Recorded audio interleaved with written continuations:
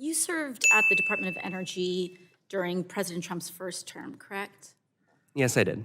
And you've also held a number of positions in this term, including Chief of Staff to Energy Secretary Wright, correct? I did, yes.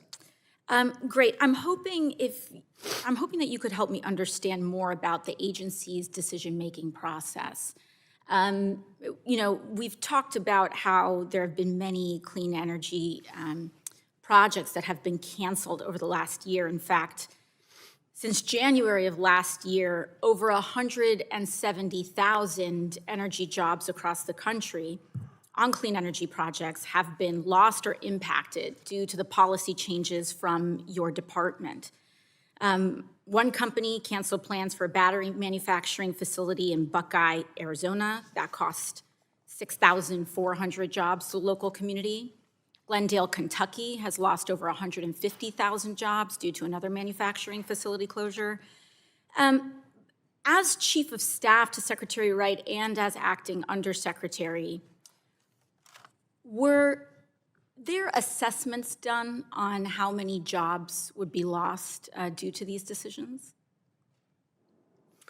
Well, my understanding is that when an applicant submits an application, there is a comprehensive assessment because we need to understand what the jobs. Applications. I'm talking about, policy changes around tax credits, around other sorts of. It can include applications as well. But did you do an assessment on how many American jobs would be lost prior to you making your policy conclusions? I think we're always continuously assessing the impacts of the decisions that we made. Did you do the assessment on how many jobs would be lost before making a choice, or did you not do the assessment? We review the applications as they come in, and part of that can be the jobs that they create. That sounds like a no to me, Undersecretary, that 170,000 Americans have lost their job due to the policy changes implemented by you and your department, and you didn't even think about it. There was no assessment.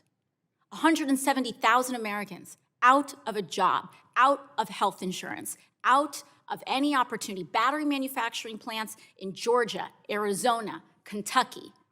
And you are telling me that there was not an assessment done on how many Americans were going to lose their job before you made your decisions and before this administration made decisions on revoking tax credits, manufacturing credits that were going to affect these facilities. That is what I'm being told today. Is that correct?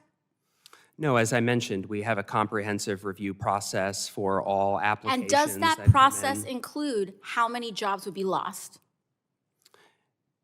Job numbers are typically included in the applications. That sounds like a no to me, Undersecretary Fitzsimmons. Now, I want to move forward.